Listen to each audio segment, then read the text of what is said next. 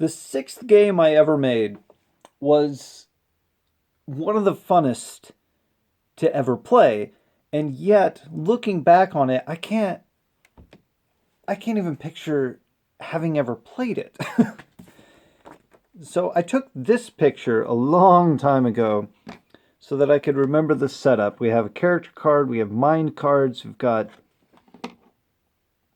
I don't know, movement cards, we've got all sorts of different attack cards and things like that, power up cards, physical attack cards, energy cards, and these levels over here, which are will something else, rage, I'm not sure.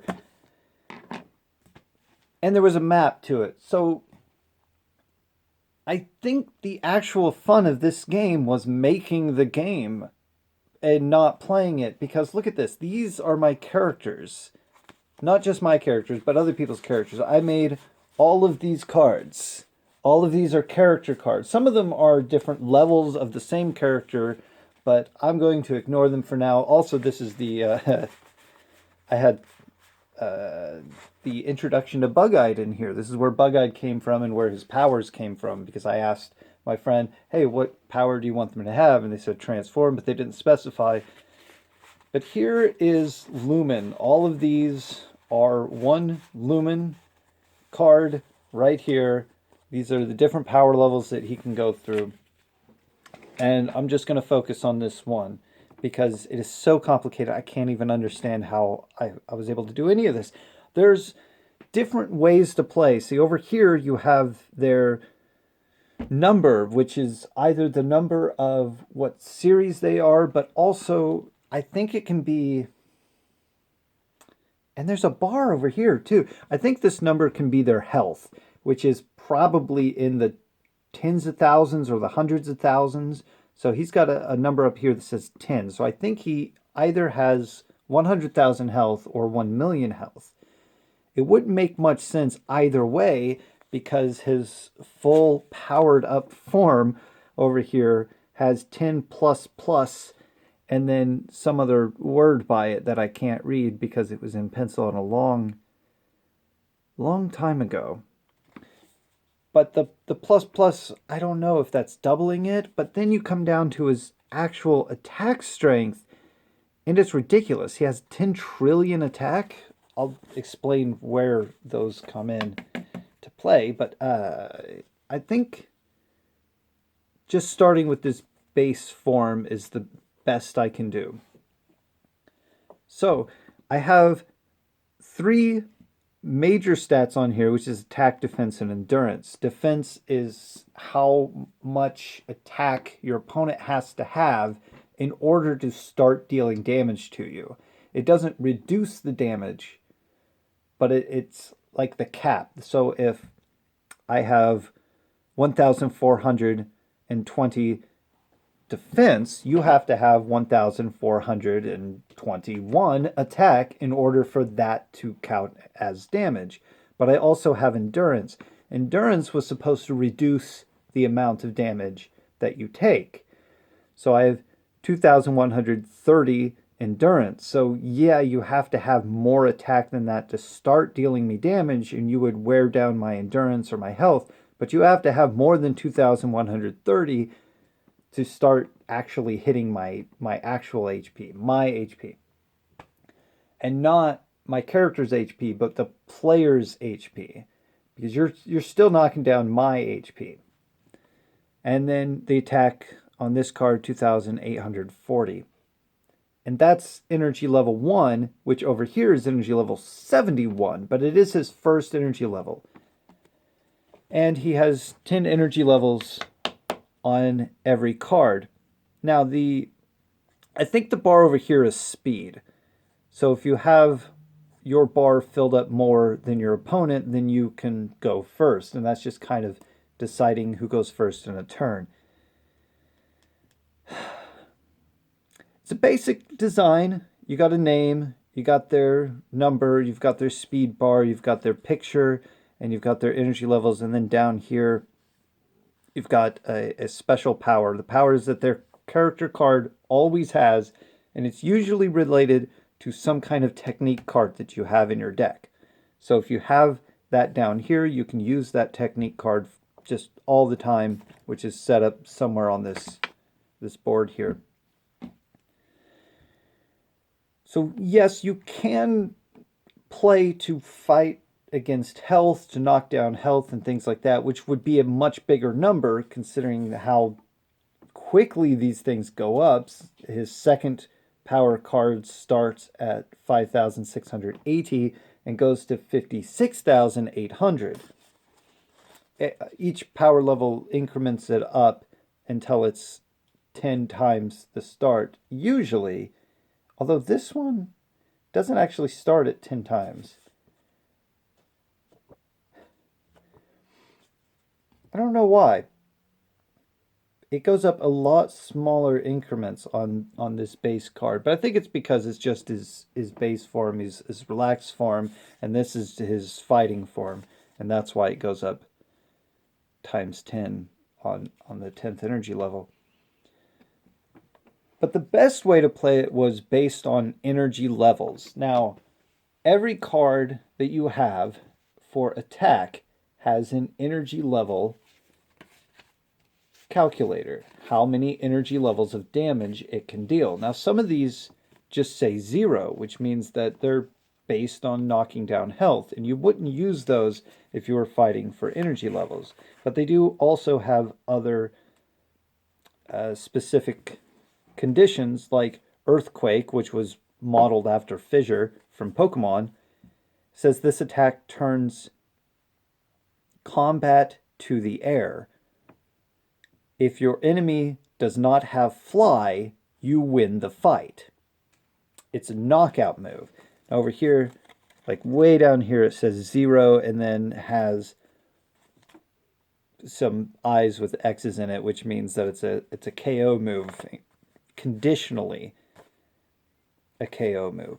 But it also has next to that something that I started using way later, which is a combo X0 X0 or XOXO, which means that it's a combo that can use physical, energy, physical, and then energy again, and then you can use this to top it off. So as a prerequisite for techniques that you have to use before you can use this, and then you could just throw it on the end if you have the card. But there are other knockout techniques. If I can find one here, that's a good one to use as an example. Knockout move, knockout move. Well, that one's just a knockout completely. I don't want to use that. There are some that are just too powerful. But here, I'll use Luminaire as an example here for one of the strongest techniques. So Luminaire is a knockout technique.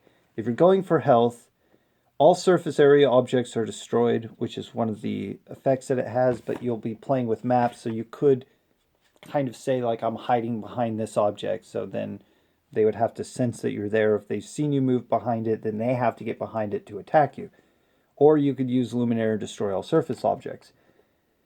Enemy is vulnerable to all lightning, which means that they're going to take more damage from lightning, probably twice the damage. Use the attack in your highest ENL, which is energy level. So even if I was on energy level 1 or 71 over here, I would use the attack that is in my highest energy level to deal damage. But as far as the energy levels that it takes away, it can take away the maximum of 10, but the minimum of 1. Put that back over there. So removing a minimum of 1 energy level, if I was on energy level 1, it has to take away an energy level, so my character has been knocked out and defeated. But if they're on 11, then they will get knocked down to 1 because it has to deal the maximum of 10.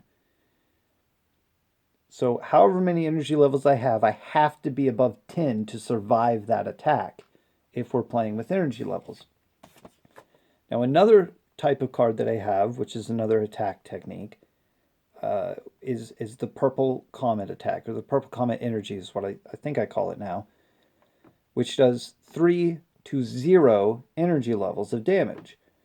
So it can deal the maximum of 3 energy levels, but a minimum of 0. So if they are at their first energy level, it won't knock them out. And you can play the game for health and energy levels, which is still putting this in use. It's not all about knockout cards, which there are a lot of knockout cards, and I'll get to those soon. This attack uses the attack level in the current energy level. In a straight line, this attack uses your speed times 2. So if somebody had half his speed and they used that, then it would still hit him. So he doesn't actually have a chance to dodge that because it uses twice the speed. It's another element that just seemed ridiculous to add to a card game because it's not fun to play with all of the rules.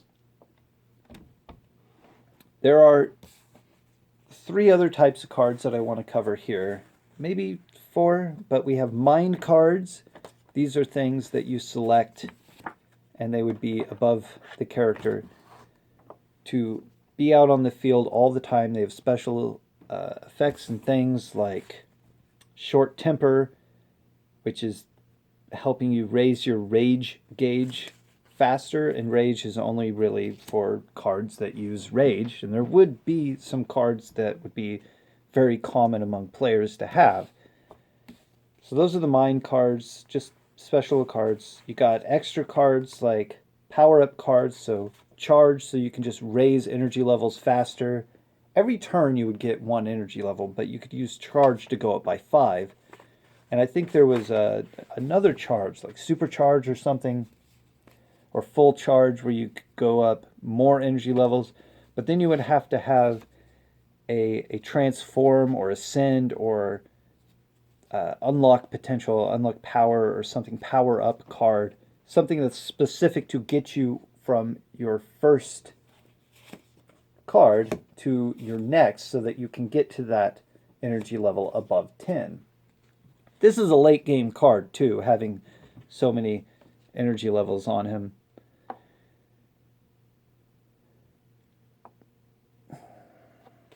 Where was I at? Oh, and then you have defensive cards. So you could do an energy defense card, which is a key shield. You could do a metallic fur. You could use Malteo, which is supposed to block everything for 1 turn. You could do a double arm guard, which is about blocking physical attacks. You could do a teleport, a dig.